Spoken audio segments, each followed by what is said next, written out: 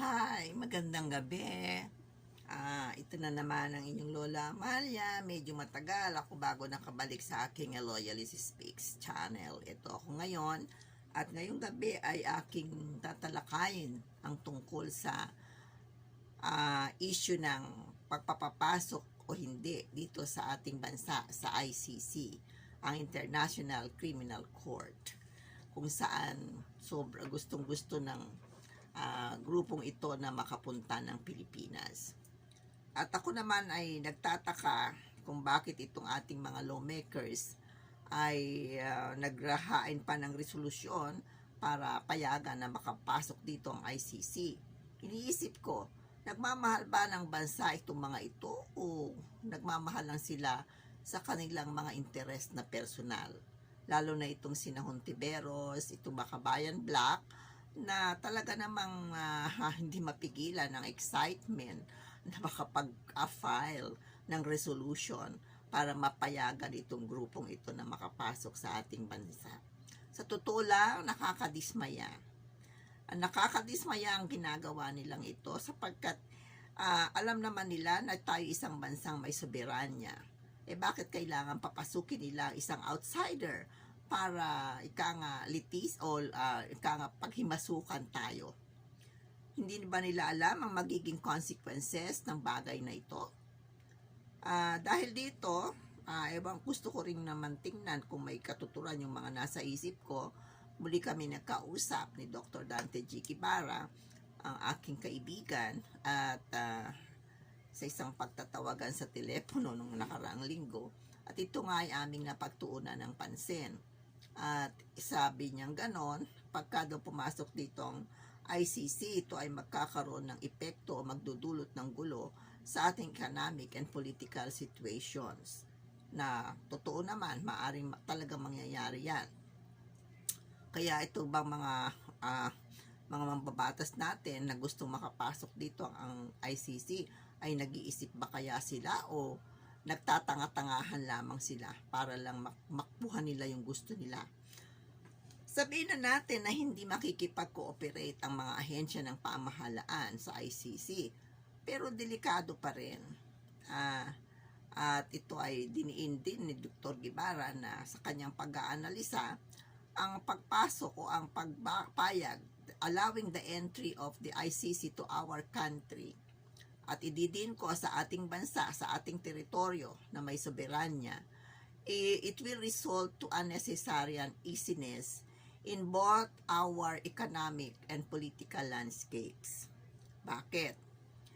Kasi nga, ang realidad ay ito lamang ang hinihintay ng press na anti-former President Rodrigo Roa Duterte, at maging yung hindi anti, at yung mga government, yung mga NGOs na anti-government din.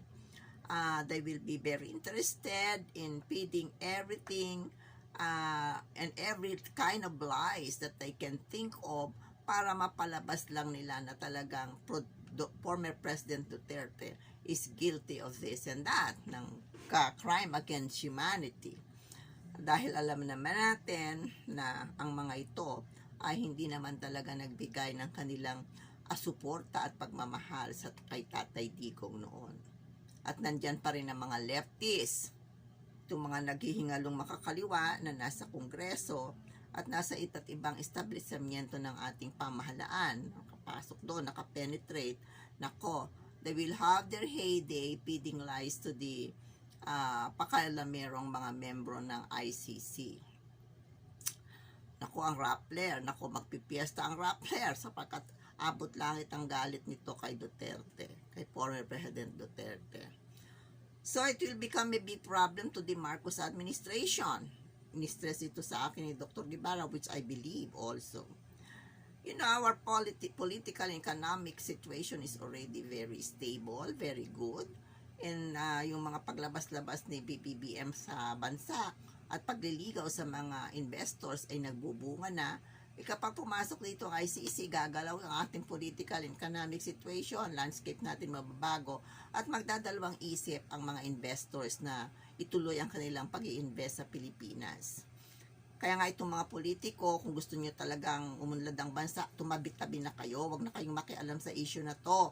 Leave it to the executive branch of the government. Huwag na kayong parisuri-solusyon pa. No? Pinaano nyo, ginigipit nyo yung Pangulo. And sasabi rin, nabanggit din ni Dr. Guevara na dapat ang NEDA ay pumasok na sa bagay na ito at magbigay na ng kanyang very wise advice sa Pangulo na this will really affect our economic situation, no? The entry of the ICC. Dapat Secretary Balistacan, magkaroon ka na ng talagang one-on-one sa Pangulo at sabihin mo na ito. Give the best advice to the best and wisest advice to the President para sa ating bansa. Ganun din naman, si OSG Guevara at saka si Secretary Brimulya, alam ko, nafe-feel ko yon na hindi nila gustong pumasok dito ang ICC, but they could not really point it directly to the President. Siguro mayroon din naman silang pinag-aalinlanganan kasi ayaw nila lang saktan ang mga lawmakers, pero dapat they should be men enough to really tell the President the truth that this will affect our economic and political life, no, pag nangyari ito. At saka nandiyan si Madam Laila, magsasaya ng gusto yan, at she will grab the opportunity, dahil talagang kagaya ng Rappler, abot langit ang galit niya kay dating Pangulong Duterte. So, mabubuhay ang dugo ng mga oposisyon at sila ay magsasaya ng husto at gagawa ng lahat ng paraan para magulo ang ating bansa. Ang Commission ng Human Rights naman, dahil isang constitutional body, hindi mapapakialaman niya ng ehekutibo o ng kahit sino pa man. They have the freedom to express themselves. So, alam na natin ang mangyayari. Alam naman natin ang istorya ng human rights ng CHR. Kaya, I hope PBBM, and this is also the feeling of Dr. Dante Guevara, will really make a very wise decision. And ako, I for one, I would like to give him an unsolicited advice to stick to his original stand, not to allow the entry of ICC into our country and protect our sovereignty as an independent territory, an independent country. So yun lang, sana maging wise si PBBM sa kanyang desisyon at huwag makinig sa mga nagsusulsol o mga nagmamagaling at mga nagkukunyaring mahal ang bansa, no? So BBBM, make the wisest decision for the sake of this country at sa ating lahat ng mga Pilipino. Minahal ka namin at sana naman lahat ng maging desisyon mo ay pabor sa ating bansa upang ito'y manatiling may dignidad at hindi pinakikialaman ng iba pang mga pakialamero mula sa labas ng ating bansa. So yun lang ang take ko ngayong gabi. Thank you for the wisdom from Dr. Guevara, and good night. God bless the Philippines. God bless everyone. Bye-bye.